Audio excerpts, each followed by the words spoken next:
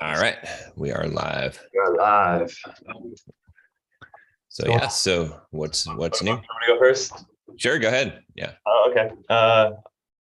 Yeah. So there's two things I wanted to talk about as I was thinking about the meeting. The first one was like how to potentially. We just had a meeting with our me, Marco, and Antonia, our operations. So I think she's gonna become like a department head of something down the road because she's amazing. But um, we were trying to foresee bottlenecks because we're having a lot of growth and we see the scaling is coming and scaling is coming and Yeah. it's good, but we want to foresee a lot of bottlenecks that we're going to go through have and I just wanted to see maybe in areas of your massive growth, like what were the bottlenecks that arose for you with like client acquisition, operations, and service fulfillment, and how did you overcome those? I know it's different for every business, but maybe there's consistent patterns and themes that we can look at and I can learn from.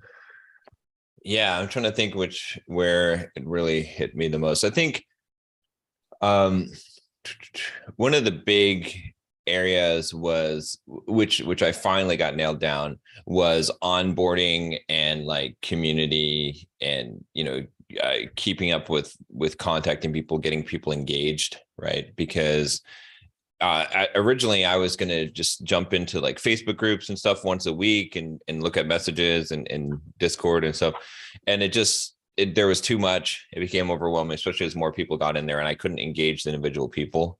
So I finally got someone who I talked about, Uzair, who's handling all that. And I should have done that sooner, because now I know that I can just bring as many people in as I need to, and they're going to get taken care of. So that was really the big one. So we have a customer success agent. He's been with us for a while now. He's really good at what he does. So that's definitely something we have. Yeah, go on. I mean, I haven't really struggled as much because most of my stuff before this year was not high ticket. So it didn't, it's like the membership. All I have to do is create videos every week, right? And do a live stream once a month. So I didn't really hit anything that would cause any kind of capacity constraints with that. Yeah, I'm trying to think. I mean, there are some things just like in general that like of time and bandwidth constraints, just of my own time. I mean, the biggest thing I would say is that I didn't have a good strategy for email management initially. And so, instead of having customer service and all these things, I was answering all emails, and that ended up slowing me down along the way. Okay. Yeah. Yeah, one of the issues that we just recently came across, we onboarded a lot of recent clients and we have a good onboarding process, but is like refunds, right? And so with our market, there's a lot of the buyers are more, I want to say they're a lot more in a volatile position, emotional state. And two of the guys recently, it's like they purchased the course and their wife does something or says something and they're like, oh no, this isn't going to work, right? Mm-hmm. She's done, it's over. I don't even know why I'm trying, because a lot of these guys are in that state right now, like where they're like, they reach out for help when it's like dire, right? Right. So yeah, I'm just like, and I literally have 2 refund calls today to talk to guys, and I'm using them to see like more like try to save it, obviously, but like more along the lines of like, what's going on here? How could I have prevented this? Like, but do you have any advice on that process?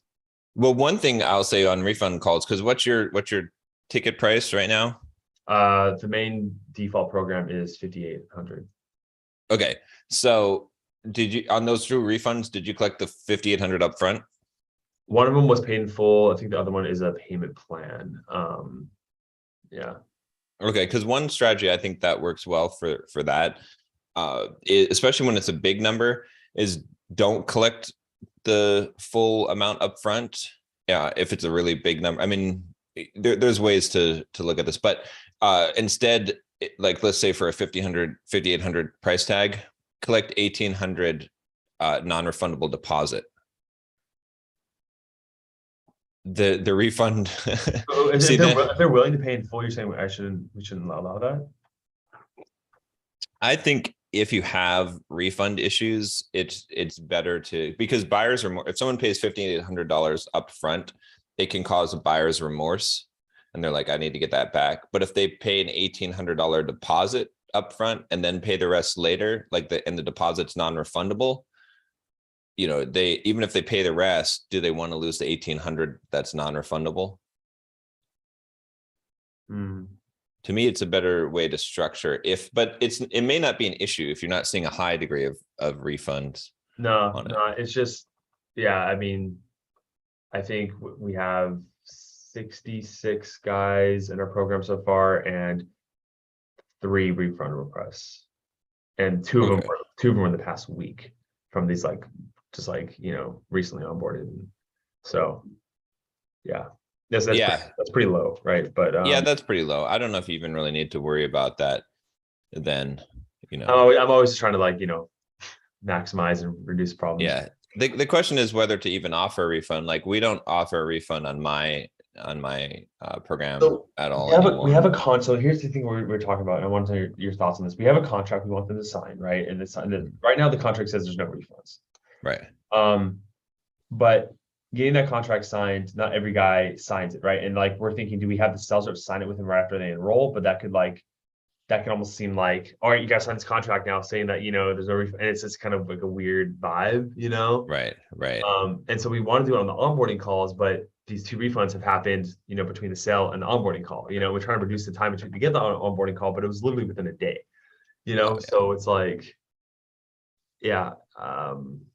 not entirely sure how we should get the contract signed with the sales reps or on the onboarding call, or and also another solution we had, John, in our mind is I think Marco was saying one of his friends, immediately the sales rep will put him on a group chat with the customer success agent right away.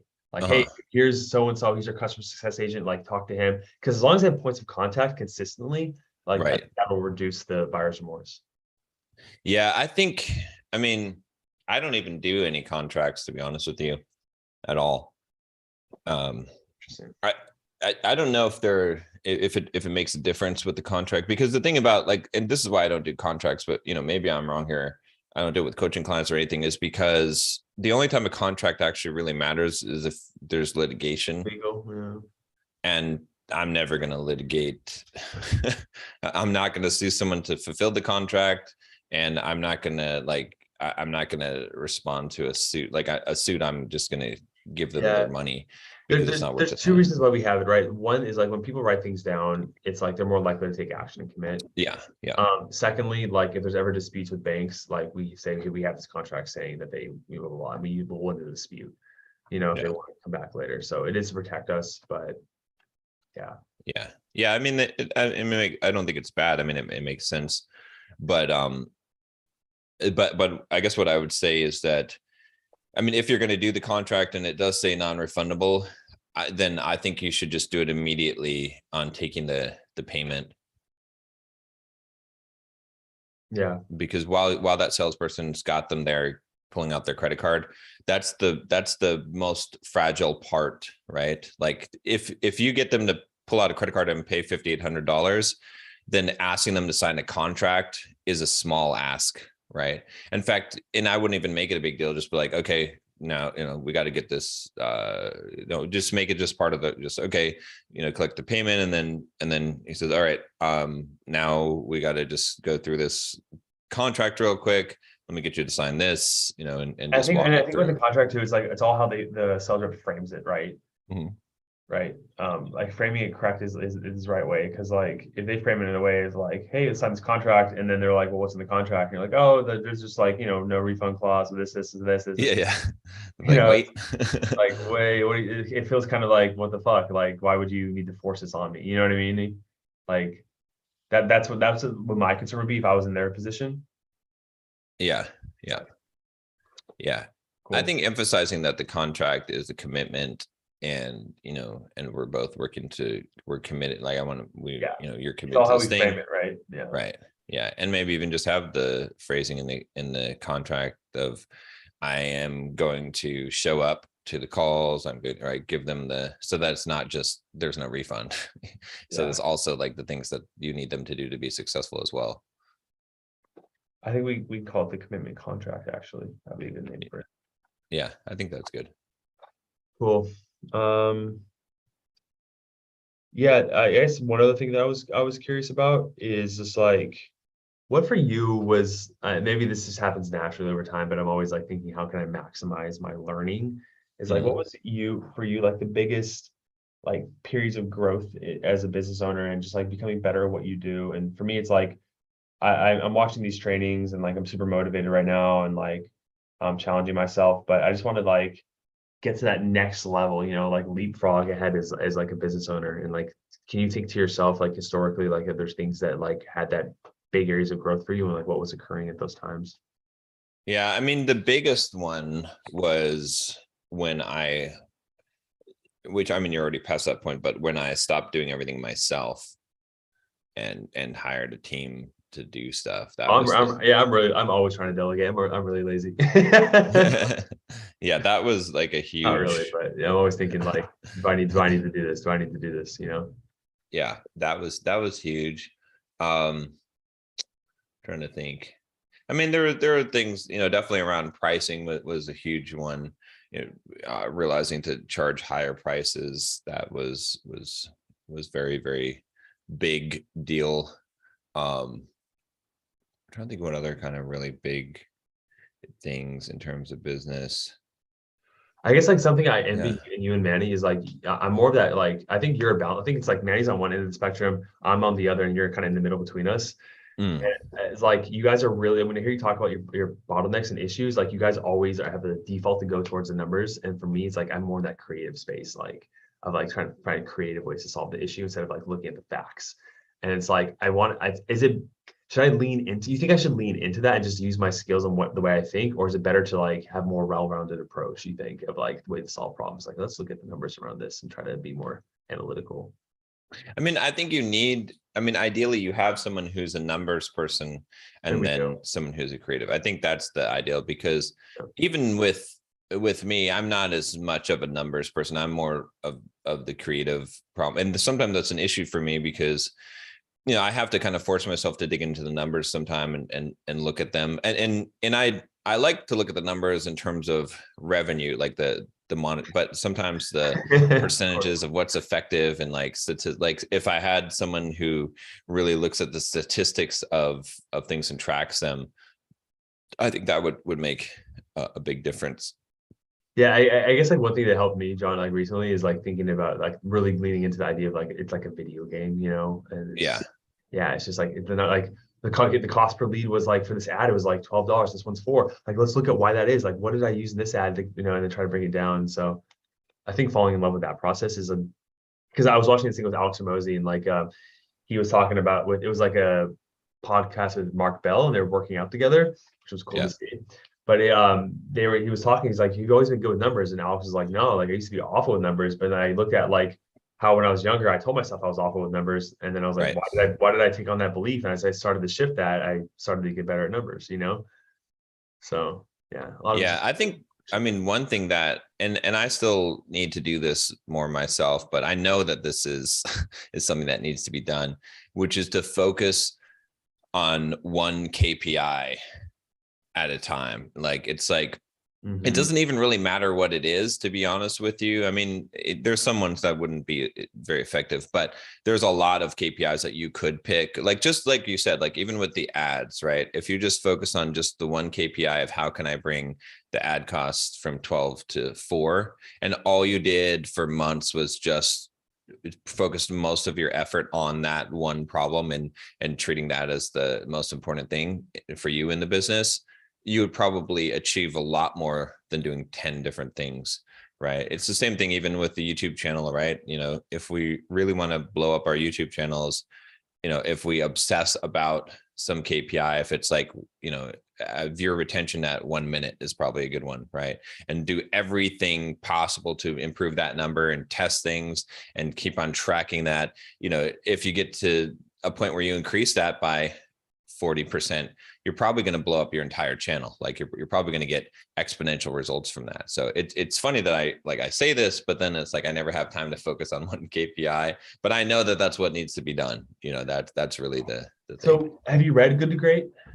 Yeah, yeah, yeah, Yeah, they talk about that, the profit per X. Like every company has their one KPI that they always try to improve on.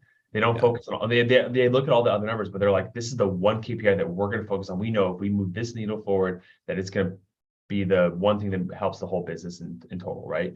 Yeah. And like I think they give the example of Walgreens. It was like I don't know, like how much money per customer visit or something like that. Mm-hmm. And then so yeah, it's like you focus on the one thing. It's like how do you build the business around that one KPI? Yeah, and for us, when we talked about this, when we read the book together, Marco and I, we were thinking like it was lifetime customer value and how we can increase that, right? But we haven't been I focusing think on that, but yeah. I think that's the wrong KPI though, because it's too much of a generic KPI. Because that's like everything, like is lifetime customer value. You know what I And mean? maybe that's the one I wanted. I think the one he wanted was like cost per conversion, like for like marketing wise.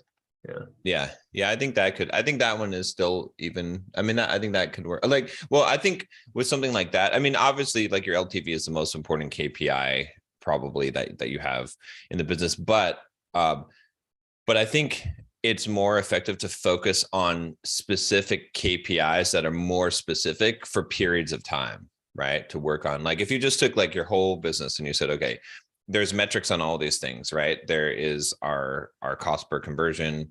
We have the customer lifetime value. We have the cost per click. We've got, YouTube numbers like organic reach, organic growth, like all these different numbers. And then you said, okay, of all of this stuff that's out here, where's the biggest bottleneck right now, right? And you could look at your numbers and say, okay, where's the most revenue coming in? And then where along this, in terms of numbers, is the greatest opportunity? And then figure out, okay, this is the metric that we're going to focus on for now. And then you fix that bottleneck, improve that, and then look for another one and then move on, instead of having just like a business KPI. And I think if you go through that process and you work on a bunch of individual KPIs, that eventually you'll have like the bigger KPI that makes sense for the business. But I don't think it's going to be customer lifetime value, because I feel like that's just every business, that you could say that's their KPI, like that. It's not unique to a business. And if you just, and it's also something that's like, you can't directly, like, I mean, you can affect it, but you can't really affect it that much, right? In the sense that like it's more of like the customer lifetime value is more of a second order effect, right? Because you have to do other things that you would measure in order to increase that. I see what you mean. Yeah. Yeah, it is hard to find this number, exactly. Yeah. But cool. I'm not sure if I had anything else. If I think of something based on what you're talking about, I'll bring it back up. But I'm interested to hear what's been happening with you this past week. Yeah, let me see what's been going on. Not as much new stuff going on. We started the launch for Connor Murphy's thing. We'll see how that goes. I'll be glad to get that done. Just so it's one less project. When you say started the launch, like officially it's been launched, like it's the pre-launch content has gone out. So the sequence for the videos kind of that will go on to. Is he posting on his YouTube channel too to promote it? Yeah. So I want to check it out. But yeah, he should have a new video out today. I think that should be promoting the second video in the sequence. I met him at Mavericks. I watched it a long time ago. Oh yeah. Yeah. It's confidence course, right? Yeah. Okay, I saw he posted a video 2 days ago talking to girls with his shirt off, so he's back to his old Connor. Oh yeah, that one has a plug for the first video. He should have another video coming out today, I think.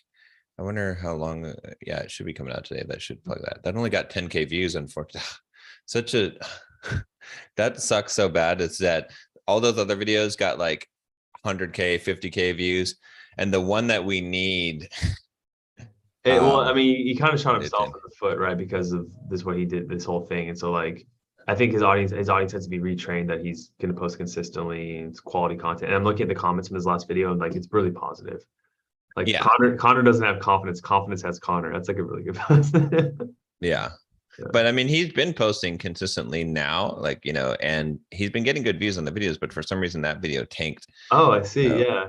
It says the Yeah. most awkward kiss of all time. Yeah, that's a decent thumbnail title. I don't know. Yeah. I don't know. Yeah, I don't know what happened there, but that sucks because that's the one that's plugging the entrance into the funnel. But we'll see. Hopefully the next one will do better. But yeah, working on that. That book launch I did, the book, The Battle Hardened Developer, it's still sticking up there in the top. So it's selling good. I've got it at full price now. So that's good. So I think that'll be a good revenue stream that'll be coming in. And That's cool, then man. Yeah, yeah. How long did it take you to make that from start to finish? the book, Yeah, well, I mean, I didn't write it. It was ghostwriter. I acted as a publisher. No, I have an author that, so I acted as a publisher. Got it. So Okay, I got it. contracted an author, and Got it. the book's been in development for over a year, I think. So, Okay. Yeah. I wasn't a but fan of the cover personally, but yeah, I'm not a huge fan of the cover. I think I might change out the cover at some point. I'm sure Yeah. it's good if it's selling well. So I mean, the fact that it's selling decently now, I think it probably warrants spending a little bit of money on some Facebook ads to test the cover. Might be worth checking that out. So, yeah. but yeah, I'm trying to think what else was going on. I mean, we had pretty good sales on the high ticket. I'm working on getting the paid traffic going. So I'm working on bringing up a sales team that I hired a guy that builds sales teams, and he's going to be building and then running that sales team. Okay, So so that's did you all. say you had two separate sales teams or no? Like I will have that's a to. lot. Yeah. So that's a lot to manage. So is he going to manage both? No, he's just going to manage the one, the paid And you're traffic one. and you're gonna manage the organic. The organic one is a different company that is like completely outsourced. Yeah. So like, there's no headache for you at all as far as like the process. Right. Exactly. Yeah. Okay. Where did you find this most recent one to do the paid traffic? He through the guy that was running paid ads for me and was having trouble with trying to get the getting it going with the existing funnel. So he found the guy because he wanted to get someone in place to get a sales team. What's the So compensation structure look like for that kind of sales position? Like, and is he like he's managing the whole thing? So like, what specifically? Yeah, what's the compensation for all that? I mean, his is like 5% of sales. Okay, So it purely kind of works. commission. Yeah, yeah, purely commission. So yeah, so it basically, you look 5% there, and then it'll be 10% like another do you do 10% to your refs? yeah, and then 5% to the setter. So it'd be 20% there, 20%. And then and then obviously you have your ad cost. You have your ad costs, which is what how much yeah, like and then average. commission on the ad person too, which is 20% of What's net. what's your total margins of like a sale that you're getting? 50%. Or no, hold on. 20, 30. It'll be 20 plus 10. Basically, right now it'll be 30% that I'll be taking off. So 70% margin, about 60 to 70%. Okay. So I have to get, close to 2x ROAS to be break even. Which recently you've been hitting that, right? I don't have enough metrics to know at this point because we halted the other funnel. So we'll see. Once this team gets built up, then we'll see how that goes. Does this guy have a good track record? Is that why you hired him, or it's just good work, good reference, or what? Yeah, good reference. I mean, from what I could tell, his track record was good. From what he said he worked on. So we'll see. And the fact that he's on a commission only structure makes it so that, I mean, there's really nothing to, I mean, I paid like a 3K upfront, setup fee, but that's nothing like, he's not going to waste his time for 3K. I'm gonna feign some ignorance here. Like, what specifically is he doing for the sales team? Like, what's exactly the roles he's doing, like in his roles and responsibilities?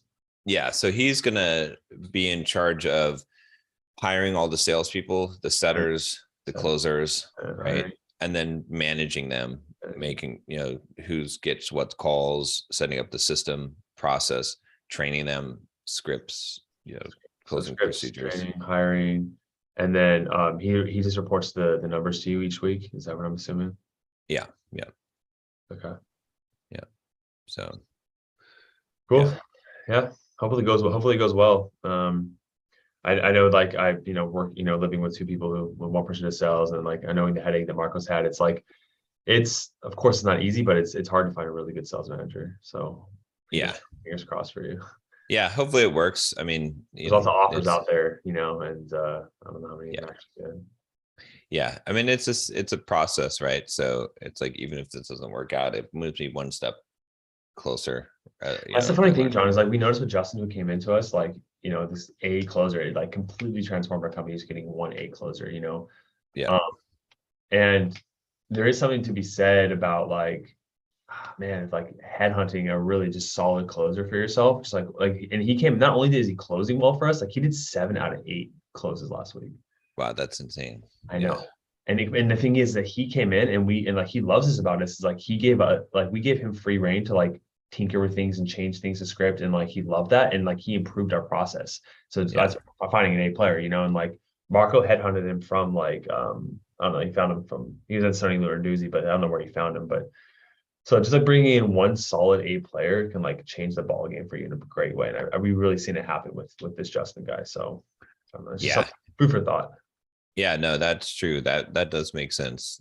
Yeah, getting an A player on your team is one of the best things you can possibly do. So Uh, but yeah, that's what's been going on. I'm trying to think if I had other stuff that was um I'm coming to Orlando for ClickFunnels next week. Are you going to that for the ClickFunnels conference in Orlando? oh no, I'm not. No. You I going? decided that what's that? Are you gonna go to TNC in San Diego? Traffic convert. I don't think so. I was thinking about it. It's like at this point, there's really nothing I need to learn It's to always like, for networking, right? Like, I yeah. mean, But Alex Herbosi's gonna be there. Logan Paul's gonna be there. I'm like, I'm not going to TNC right now, but I'm like, do I want to? I don't know, but yeah. yeah, I mean, I guess what I'm saying is that it's like I just have so much stuff that I know I need to execute on right now that it's like I'm not at a point where I'm trying to figure out what to do next, and so I don't want to take in new information and distract myself from getting work done because it'll take Yeah. time out too. But Yeah, for me, it's always about the networking. But yeah, I yeah, understand. I understand what you're saying. Like, it's like for me to like go to ClickFunnels and then TNC, like it's almost 2 weeks off of work. That's like for me, it's like a lot, with where we're at right now. So yeah, I get it. yeah. I get it. The But other thing that's been working good for me is LinkedIn. We finally got the LinkedIn stuff. We've made some closes from LinkedIn, and I'm so posting some of my videos on there. And then okay, so yeah, organic, yep, yep, yep, really. I yeah, wonder. I wonder how that would work for the marriage. Do you think the marriage offer that would be worth testing? yeah. I think so. I mean, How do yeah. they find content on LinkedIn? Is it just pop up in their feed like Facebook? Here, let me show you. Yeah, please do because I'm really confused how that would work. Yeah, I mean, LinkedIn has basically become like a Facebook for business, right? So I posted a short on here essentially, Uh-huh. Uh-huh. right? It's got 2,000 impressions on this. So Um, I thought, okay, so I guess not, but like I thought people only see your stuff if they're your friend. no, it gets additional reach. I'm pretty sure. Well, I mean, I have 17,000 followers on LinkedIn, so Oh, I've got a pretty good network on LinkedIn. yeah. But it can go outside of your network. I'm pretty sure on that. So, Hmm. but Yeah. I but think like I did. go Okay. ahead. No, I was gonna say I think as far as expanding our marketing, like I think it's for me, it's like we focus on one at a time, right? Get that dialed in Yeah. and then test. And right now, like I'm having to train these new editors coming in, and so there's like a backlog of so many videos that I've recorded, but yeah, so I think just one thing at a time. But But good like to I know. posted. Mentally noted though. Mentally noted. Yeah. Yeah. I posted this on Monday. So I'm gonna do one of these written posts per week, and this is basically just a um, like an email that I had sent out to the list, but I just put it here, and I got almost 4,000 something impressions on this, and like 22 people commented saying they're interested in finding out more. So then then I've got a guy that's DMing people on LinkedIn, and then, basically, sending them into the funnel. So yeah, so it's been pretty good. I think you can see, like, we just started doing this, but there should be a thing that shows the metrics here. Impressions. Yeah, you can see the impressions for the last like 28 days. I think when I go to invest in real estate, I'm gonna have to purchase this course off of you. Yeah, I'll just hook you up with it, but So yeah. Which is probably gonna be pretty soon. And it's funny because like you said by the age of 33, and then I was like, I'm 33 right now, so it's like it caught my eye. there you go. Yeah, no, you definitely should be investing in real estate. Yeah. It's just, I guess, I don't know if you talk about the timing of the market in there, but I'm waiting for not a crash. 'Cause I don't think it's gonna crash, but like, I don't know if it's gonna dip or not, right?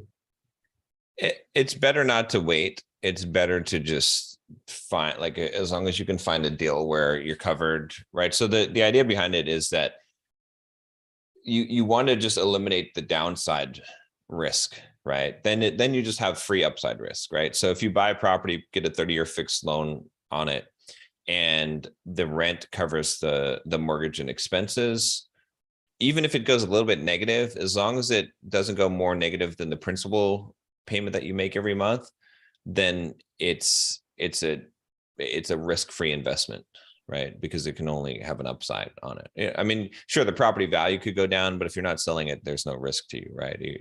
You're covered there. You can just hold on to that property, right? You might have your money tied up, but at the very least, you're putting money in the bank in the sense that you're making the principal payment. Or really, you can think of it as a tenant is making the payment on that. So that's why I say that it doesn't matter what the market's doing. Yeah, I mean, it's great when the market's low and you can get good deals and better cash flow, but the reality is, in 15 years from now, it's not going to matter if you buy a $200,000 property, if you paid 20 grand more for it or 20 grand less for it, because a $200,000 property would be worth 600,000. So, just as an example, but that's why it's better to just not wait and to just keep buying.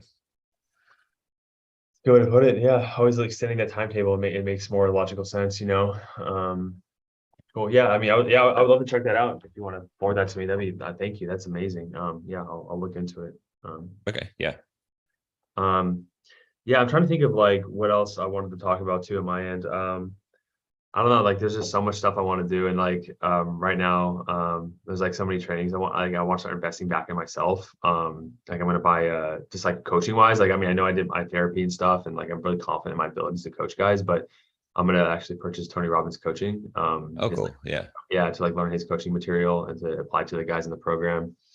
But yeah, I'm trying to think like where else I should invest into. Like right now, so we had the Tribe of Buyers training, which is like, dude, it's like 100 hours of material. They have like 12 individual. I can even show you to show it. Actually, this is being recorded. I probably shouldn't. I'll show it to you later. What kind of training is it? Tribe of Buyers. Tribe of Buyers is basically get you to scale up to like 8 figures. Really? Oh my God. Trevor Buyers? Tribe of Buyers, excuse me. Tribe of Buyers. Have you heard of them? No. Oh my God. Really? Oh, dude, look, I can hook you up as well then. Okay. Yeah. It's insane how great that training is, and like just seeing all the things. And they have so many different like, it's like they have, I'll send you a link. I'll show it to you. Okay. Yeah. It's amazing, man. It's so it's just like every time you watch something and they have like a whole different system, something to implement into your business. From like they have a client acquisition training, they have the operations training, they have the setter training, they have the sales training, they have like what's a hiring talent training. Like it's insane. It's like these 4 guys, and I think they're crushing it right now. Cole Gordon is the main face of the company. Have you heard of Cole Gordon? Yeah, the closers. Yeah. Okay. Oh, so that's he's maybe it's different. No, maybe it's not him. I thought he was involved with it. Maybe not. Don't quote me on that. I can't even find their website. Tribe of Buyers. Tribe of Buyers. Yeah. That's where their website doesn't come up when I search it. I see the LinkedIn for the founder, but yes, Andrew Cruz. Oh yeah. So 7 figures. Oh, I see tribebuyers.com. It popped up for me. Oh, that's weird. I wonder why it doesn't. Tribe of buyers, right? So, Am I putting that? seven figure freedom, I guess, is their ClickFunnels. Yeah, I saw that, but I don't see their actual website. Yeah, This is weird. yeah. I don't know. Maybe they're not selling it anymore. There's go tribeofbuyers.com landing page. That looks like a scam. Yeah, it does, doesn't it? Yeah, AliExpress. Yeah, I don't know. That's weird. Huh. Yeah, maybe they renamed it to something else. Yeah, yeah. I see the two owners right there. It says it's not Cole Gordon, my bad. Yeah, it's Andrew Crozy and something else. Anyways, Yeah, I definitely have to check that out. That sounds pretty cool. yeah, it's really cool. Um, right. Yeah, I'm trying to think if there's anything else. I completely stopped posting on my main channel right now for the time being because just I'm like we're just focusing solely on the marriage program and like I could have posted the marriage videos on the new channel, but I think as far as like the way the algorithm works on YouTube, it's like my main channel is trained for like nofap and dating, and it's like that would Yeah. probably be hurt more. And then so we want to train the new channel for like marriage content, which it's gonna work for us, we think. So yeah, I don't have anything else that I can think of to be honest. I had I tested. I have a video just came out today. How I became a millionaire, a complete story. It's an hour Oh, and sick. 20-minute video, so it tells the What? whole story. So it's another test of one of those hour-long videos. We'll see how because the last one did good, right? Yeah. So I'm testing this out. I finally had a video that took off, which of course it was called Andrew Tate was deplatformed, and I don't care. Here's why.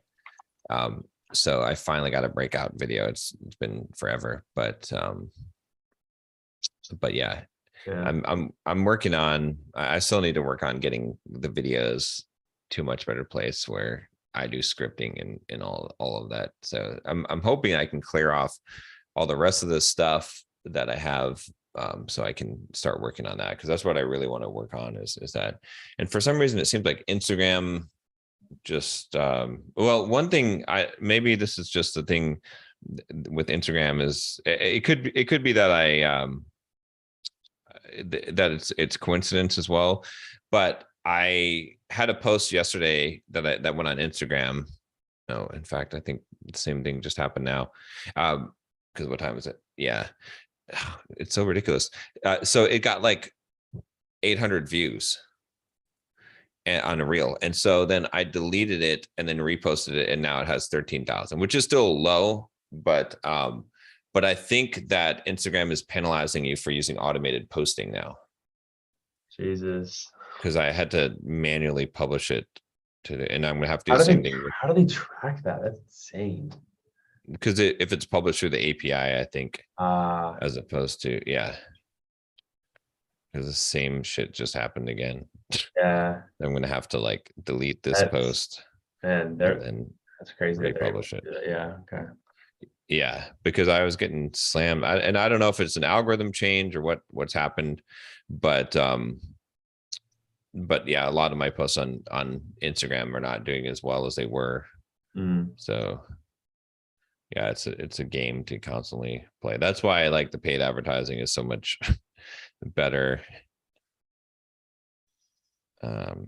Yeah, better in terms of consistency, right? But like, I mean, yeah, I mean, you're more likely to have a video blow up unorganic, I think, than through an ad, I would assume. Because like the views of the ad are correlated with how much money you put into it, right? Right. Yeah. Mm. But I mean, if you can have a consistent, that's why, like I was saying too, is my favorite acquisition is like doing direct DM outreach, because that is scalable and repeatable, and it doesn't matter what happens, like you're going to continue to be able to do that. So anything that you can just do repeatable, right? Um, Business, even if it's just cold calling people on the phone, like if you could get that down and make a profit, then that would be awesome, because then you can just scale that to infinity. Yeah, you really could. Yeah, that's a good point. And that, yeah, the outbound strategy's been working pretty well for you, right? Still consistently. Yeah, we're seeing pretty good, um, pretty consistent sales with the outbound. So That's cool. Yeah. Trying to look at my things and if I have any other questions and stuff I want to bring up. It's crazy, man. I haven't had any time to post like any organic content just because of like all the different projects I've been trying to like do and everything. Like as far as customer fulfillment too, like we're thinking like with bottlenecks. Your group, you do group calls, right, with your program? yeah. Do you have a lot of people in those? Like how many people show up? It depends. Like I'd say 10 to 15. Oh, okay, that's not bad. Yeah, we're thinking we're trying to proactively overcome potential bottlenecks with growth, and like if these group calls get insane, we want to give these guys a lot of attention. So we're thinking ways of Right. like doing that without adding too much cost of like just having like hiring a bunch of people to do group calls every day. And so one suggestion that we heard of was like doing each day, like one day a week, but then like there's just different topics of the day of the week, right? But then Yeah. like these guys' individuals' questions don't really get answered through the group calls, which I don't know. I'm trying to think like what's best as far as service delivery. I'm just kind of talking out loud, but yeah. I mean, you could have different pods too, right? That people get into, and then you Almost like fraternities, like different like subsets of like you came in this month period, so like you're in this group kind of thing. yeah, or it might not even be the month period. It might be just like the number of people until that pod fills up, right? And so those people are all in the same Yeah. group call. The benefit with that is like when I was trained in like grad school, this guy named Irvin Yalom, he created basically existential psychotherapy and he like perfected the group model. And he was in his like work, he talks about like how the ideal therapeutic group is like 8 to 12 guys. And there's like, it's almost like something that magic that happens with this like consistent men showing up every single week in that like number. And I've done it Yeah, before with groups and it's like results come way more than usual. So if I can almost like create that organically through that way, that might be a really good way to get like solid results. that'd be good too, because that could also be something that you use in your sales process too, is to say, hey, we use the most effective technique for group therapy, you know, and tell them why it works. Like you'll be meeting with 8 to 12 guys that are committed, that show up every week, that are going to know your story, you're going to know theirs, you know. Because honestly, that like that relationship with other men consistently each week and knowing those guys, like just it's like you honestly can't define it. Some like magic literally happens. Like so, yeah. Yeah. Anyways, I just have to think of like the logistics behind that as far as like how that would work with which coaches I have to train them and like how many am I doing, what's the cost, all that stuff. So, but that's I think it's really worth it. And I really want to stand out from other companies. I think it's one way we can do it too. So Yeah, that makes sense. cool. Yeah, there's no Yeah. Manny today, so Yeah, I don't know what happened to him. I haven't heard from him in a couple of days here, so but he's focused on his blocks, man. but yeah, I just want to get all this stuff kind of cleared off so I can start really focusing on the content, because that's really what I want to perfect, because I feel like if I can get the content down, I don't know, plus it's what I like. It's funny. I did a live stream yesterday with David Casper, who's like a professional philosopher, you know, Interesting. and we were talking Stoic philosophy, and it was like a 2.5 hour live stream, but it didn't get very many views, you know, of course, because it's it's not the clickbait content, but Right. it was fun. A lot of people probably don't know who he is, right? But Yeah. But I do think that some of the like creating content like that I like, that, you know, there's a certain vector of the audience that, even though it doesn't get a lot of views, it's like that's the stuff that's really gonna that's the stuff that's actually gonna convert high ticket people organically, because they're like, absolutely, every time I got like a really good client that was mhm, like a super high ticket. I like he always mentioned how he watched like this one obscure video of mine where I told the story about myself or something like that, right? That didn't get a lot of yeah, views. Yeah, so I think it's worth doing some of those things even though they don't get absolutely. as Yeah. many views. And like, why wouldn't you want to do what you enjoy? You know what I mean? Right, exactly. Yeah. Yeah. So, but yeah, coming to the end of the promotions, I got one promotion that's going out today. I'm doing a live stream on automated trading And that was like one of my coaching clients that has this really good trading system, not system, it's software. It's complex, like hedge fund software that I convinced him to actually use to market to the consumer market. So once that's done, then I believe that I will be finally cleared of all the projects and stuff. That's my big goal, because once I have that, then I can just, like I was telling you, like focus on one KPI, focus on one thing, because I think that's what I'm going to do. The very first thing I'm going to do with the YouTube is just pick one KPI and focus on that. Yeah, what is your your longer term goal with YouTube and the brand? I mean, I feel like I have everything I need to blow it up to 1 million subscribers. Like, I know what needs to be done in order to do that, because at this point, I have coaching clients like Captain Sinbad and Connor Murphy and a few other guys that have pretty big YouTube channels, and I see what they're doing, and I know what it takes to do that, what the difference is. Is that in your moral compass to do that? Because I think I know what it takes too, like not just moral compass, but like do you knowing what it takes, is that something you want to do? Well, I think, yeah, I mean, because the way I'm talking about doing it is through creating just really good content. Just like stepping up the quality big time. Yeah, not creating clickbaity type of bullshit content, but taking even stuff like, I mean, you look at Jake Tran, I think is probably the best example of this. Heck, I mean, you looked at Jake Tran's videos, and he's not even in the video, and he's not even filming anything, right? He's not even using the camera. He's just literally taking clips, right, from places, but then reporting it in a documentary format. But he's not even filming anything for the documentary, right? So yeah, I mean, it's fucking brilliant, but it just shows you that what is the most important thing? Story. Yeah, that's it. And so if you look at Nikhil, Captain Sinbad, what is he doing? he does story format too. Yeah, it's always story. Right. Even Connor Murphy, like his videos, they have a story to it, right? It's like, I came out here to do this, there's some end result you get, it's gonna be crazy, you got to check it out. Yeah, it's like this happens, you're recalling events almost like that way, right? Yeah.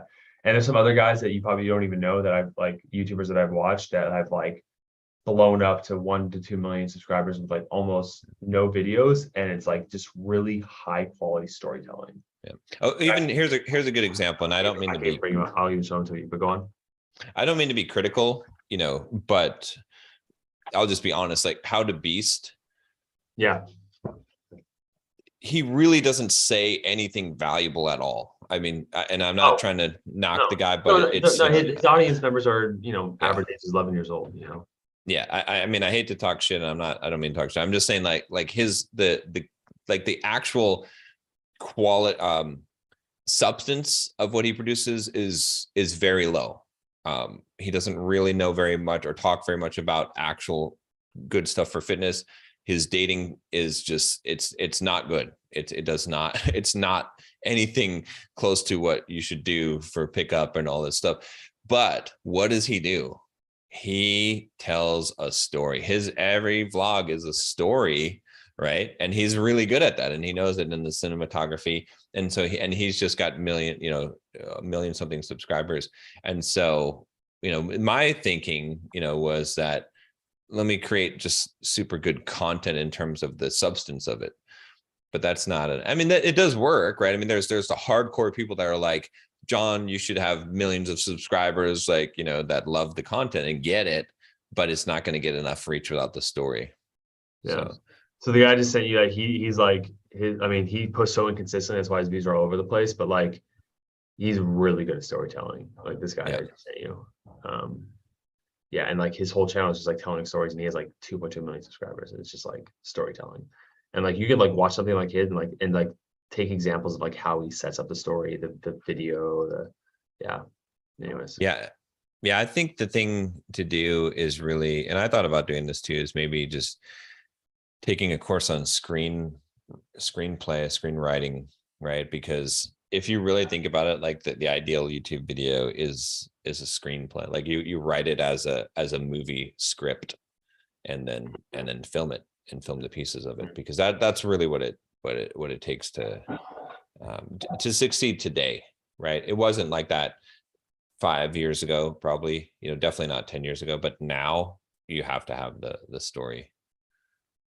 Yeah, I mean, yeah, people are just, we're training our brains now. It's like we need that dopamine, and like nothing engages you more. Like you can watch 3 hours of Lord of the Rings like and not move, because it's like it's a brilliant story, right? So Right. yeah, absolutely. And like, there's something we can go even deeper here, but like if we had time, but like have you read Joseph Campbell, Hero with a Thousand Faces? Yeah. Yeah. Okay, so you understand why we're so engaged with stories and why it's so important then. Yeah. And it's interesting. When I first heard about the storytelling, I used to think, okay, well, so I should make videos and I should say, let me tell you a story about when I was a kid or what. And that's not, I mean, yeah, like if it's compelling, people would listen to it, but that's not really storytelling. All you're doing is you're saying like, because like, hey, like so you can present information in two ways. And I'm just kind of speaking out loud. I know you know this, but I'm just kind of just reinforming it myself. You could say like, here's a video on 5 things I learned about dating and like 5 most important things, right? Or you could be like, oh my God, guys, there's 5 important things about dating that I learned all last night. Let me tell you, walk you through these 5 steps through my night and how I learned these things. And it's Right. like recalling these 5 things through a story format versus like step number 1, do this, right? And it's like information versus story, right? And it's like, yeah, I give a really good example of this with like clients too, about how even putting their own life, like I was trained in narrative therapy, John, and like it's a postmodern therapy where it's like you organize your life into a series of events and stories with the characters and all this stuff. And like when you're able to do that in a successful way, it's like you're able to have more authority and ownership over your life because you put yourself in that story arc. Right. Yeah. I like that. I think that's good. I was just thinking about I was just telling my fiance, I was like, we should have a manosphere reality TV show like Jersey Shore. It's like, because there's so many good characters in there, you know what I mean? Like, you've got the Anthony Johnson is, complete whack job, Donovan Sharp, like he's got, he's quirky, he's got his character, the 2 Bruno brothers, the good one and the bad one. It's like there's just so much, MGTOW dictionary, all these guys are just like such great characters for a story. It's kind of funny. Man. It also is kind of cool because like when you think of it, look at it that way, it sort of makes the whole thing just comical, so.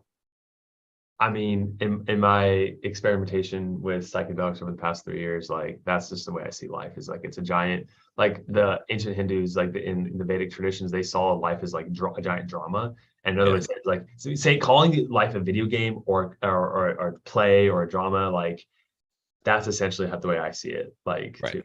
is it's like it's just a giant game, And it depersonalizes it. So yeah, and exactly. I mean, when you take your ego out of it, that's what you do, right? It's like, oh, hey, have you read the book The Masculine in Relationship by G.S. Youngblood? Should I? You should definitely read that book. You'll enjoy that book a lot. Okay. He expounds Masculine in Relationship. I wonder if it's on Audible. Hopefully it's on Audible. It is. Yeah, I've got the audio version of it. I was listening to Fountainhead again. Oh yeah, Fountainhead is great. Yeah. So the masculine and what? The Masculine in Relationship. Okay.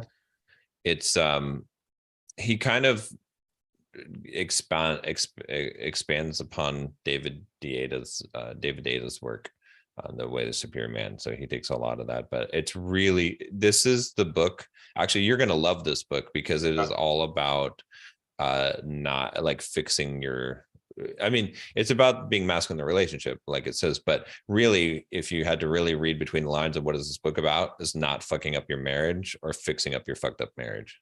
That's basically what the book is about. Thank you. Thank you. And it's like, and it's the solid advice, the same advice that I know that you give. It's like, is this guy a pimp? G.S. Youngblood? I don't know. He went through a divorce and then he figured things out. So oh yeah, thank you. I will definitely read that. And was one other thing I was going to say and I forgot, but if I remember, I will tell you. Okay. Cool. All right, cool. Well.